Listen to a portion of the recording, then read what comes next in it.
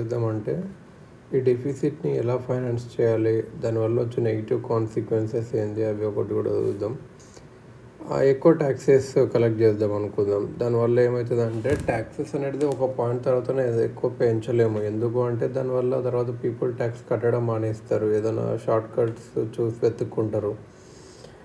ఎక్కువ అప్పులు తీసుకుందాము. అప్పుడు ఎక్కువ అప్పులు తీసుకుంటే ఏమవుతుంది అంటే పబ్లిక్కి తక్కువ అప్పులు దొరుకుతాయి. గవర్నమెంట్ అప్పులు తీసుకుంటే పబ్లిక్ అప్పులు తక్కువ తీసుకుంటే వాళ్ళు జీడిపి అవన్నీ గ్రోత్ ఉంటుంది అన్నట్టు. ప్రైవేట్ బారోవర్స్కి కూడా తక్కువ దొరికితే వాళ్ళు కూడా క్రౌడింగ్ అవుట్ వెళ్ళిపోతారు. అలా ఉంటుంది. ఫాల్ ఇన్ సోవెరెన్ క్రెడిట్ రేటింగ్ కూడా తగ్గిపోతుంది. ఎక్కువ మనీ ప్రింట్ చేద్దాం. మనీ ప్రింట్ చేస్తే మనకు తెలుసు, దీన్ని మానిటైజింగ్ ద డెఫిసిట్ అంటారు. దానివల్ల హైపర్ ఇన్ఫ్లేషన్ వస్తుంది, రేట్స్ అనేవి విపరీతంగా పెరిగిపోతాయి. ఇదేంటంటే ఫైనాన్సింగ్ ద డెఫిసిట్. ఇంకోటి ఏంటంటే రికార్డియన్ ఈక్వివాలెన్స్ అని ఒకటి ఉంటుంది. రికార్డియన్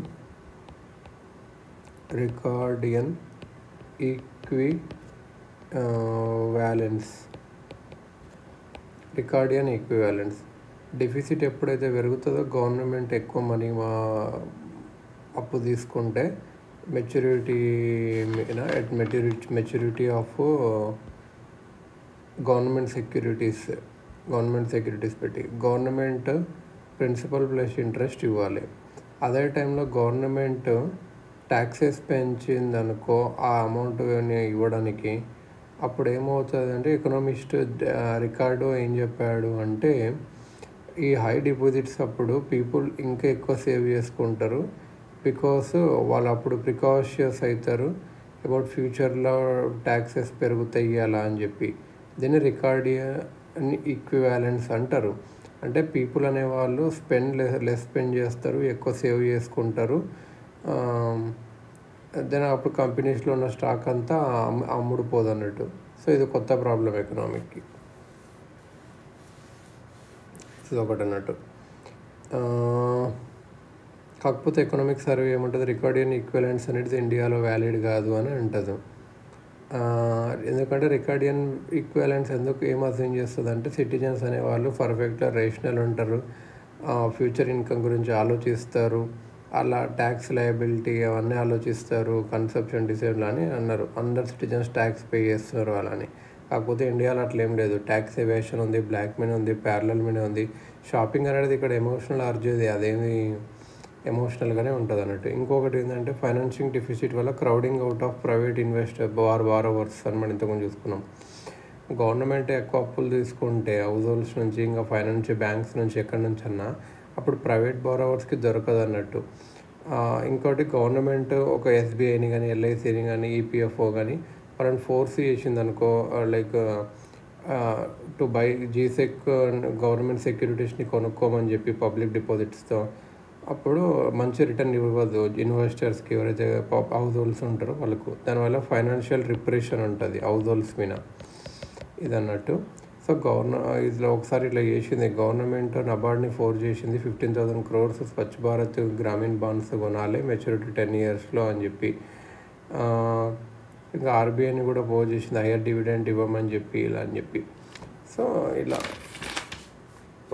ఇది మంచిది కాదని చెప్పి. ఇంకా ప్రింటింగ్ మోర్ మనీ మనం చూసాం, మంచిది కాదు. మూడీస్ సోవరింగ్ రేటింగ్, మన రేటింగ్ ప్రైమ్ రేటింగ్ అనేది AAA US treasury India sovereign